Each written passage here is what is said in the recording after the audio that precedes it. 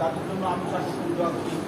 উজাইবিকে অনুরোধ জানাবো দোয়া করার জন্য, তাদের সাথে বিভিন্নভাবে সামাজিক যোগাযোগের মাধ্যমে যোগাযোগ দিকে তাদের কর্মসংস্থানের ব্যাপারে সহযোগিতা করার জন্য আমি তার কাছে আহ্বান জানাবো। আর এই বলেই আমি আর সামনের দিকে এগিয়ে যেতে চাইনি।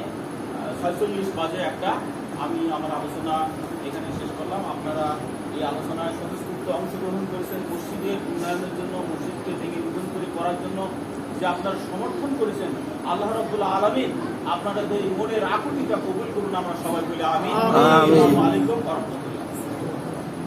সুন্নত নামাজ পড়ি নি। এক মিনিট। আসসালামু আলাইকুম। আমি একজন ডোনারের সাথে গত প্রায় 1 বছর যাবৎ এই মসজিদের বিষয়ে আমি কথা বলতেছি।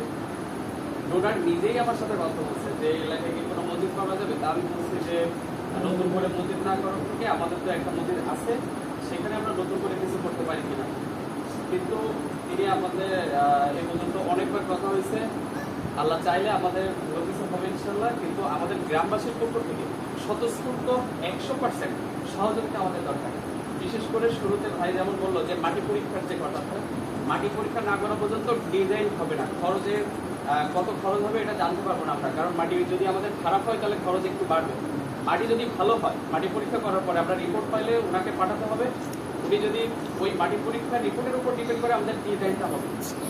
সেক্ষেত্রে অনেক আমাদের অলরেডি একটা ডিজাইন আমরা তৈরি করছি, কিন্তু সেই ডিজাইনটা যে ফাইনাল এটা না, এই ডিজাইনটা আমেরিকা থেকে করে আমাকে পাঠিয়েছে। কিন্তু আশা করি আমরা গ্রামের প্রত্যেকের পছন্দ অনুযায়ী আমরা একটা ডিজাইন তৈরি করব। প্রথমে আমাদের 1 নম্বর কাজ হচ্ছে মাটি পরীক্ষা করবো। মাটি পরীক্ষা করার পরে ওনাকে পাঠাতে হবে। তারপর হচ্ছে আমরা যদি ডিজাইন করতে পারি, ডিজাইন দিয়ে আমরা একটা লিফলেট তৈরি করবো। সেই লিফলেটটা আমরা সবাই কাজে লাগাবো, যে যার মাধ্যমে যে যার মতো পার্সোনালি হোক, যেভাবেই হোক আমরা টাকা কালেকশনের চেষ্টা করব। আর তিনি আমাদেরকে টুকটাক সহযোগিতা করবেন। আমাদের বলছে যে যতটুকু সহযোগিতা করা যায় আমরা করব।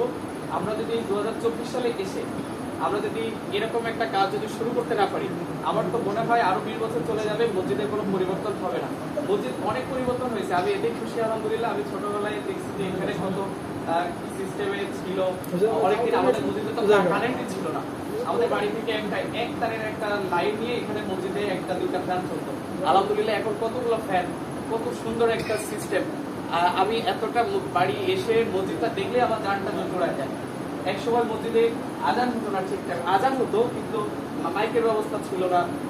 আমি সব থেকে মনে করি গ্রামের একজন মানুষ দায়িত্বতার সাথে আমাদের ইমাম মুয়াজ্জিন কত সুন্দরভাবে বিনা বেতন, বিনা পারিশ্রমিকে যে খেদমতটা আমাদেরকে দিচ্ছেন, আমাদের সবার তাদের জন্য দোয়া করা উচিত।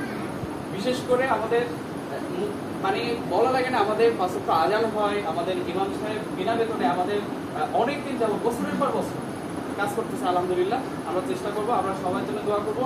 সবাই পারলে একটু আমাদের দোয়া করবে যাতে মসজিদের কাজটা হয়। আল্লাহ কবুল না করলে হবে না, আমরা যতই চেষ্টা করি হবে না। আল্লাহ যদি কবুল করে, কারো দোয়া যদি একটু কবুল হয়ে যায়, মসজিদ ইনশাআল্লাহ এবছরের মধ্যে কাজ শুরু করতে পারবো। আমরা সকলে বলছি আলহামদুলিল্লাহ। আলহামদুলিল্লাহ। আল্লাহ কবুল করুক, আল্লাহ আমাদেরকে ব্যবস্থা করে দিতে বলে না আমিন।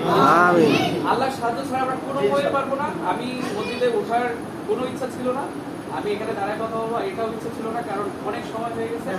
এটা কোনোভাবেই ঠিক না।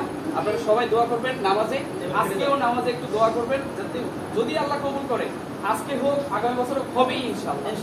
ইনশাআল্লাহ আমি একটু শেয়ার করি। আমরা যতক্ষণ কথা শুনলাম আলহামদুলিল্লাহ, আমাদের যে আবেগ অনুভূতি বা আমাদের কিন্তু আজকের এই জুমাটা একটি বাৎসরিক স্মরণকালের একটা জুমা থাকবে, রেকর্ড হয়ে থাকবে। কারণ এই মসজিদ করুণায় সংস্কার করার জন্য আজকের এই সকলে নিয়ে যে আমাদের কাছে আলোচনা হলো, আল্লাহর দরবারে কবুল করে না করুন আমিন। আমি এতটুকু বলবো যে আপনারা সকলেই জানেন আমি ছোটবেলা থেকে ঢাকাতে থাকি। আমি ছোটবেলা থেকে যেই মাদ্রাসায় হেফজ করেছি, আপনারা অনেকেই চেনবেন, যেমন নাইমের ভাই বোন অনেকেই চেনে, সবার একটি মাদ্রাসা। ওই মাদ্রাসার যে মোতাওয়াল্লি বা পরিচালক তিনি হচ্ছেন আল্লাহ সাদিক রহমান হিরু।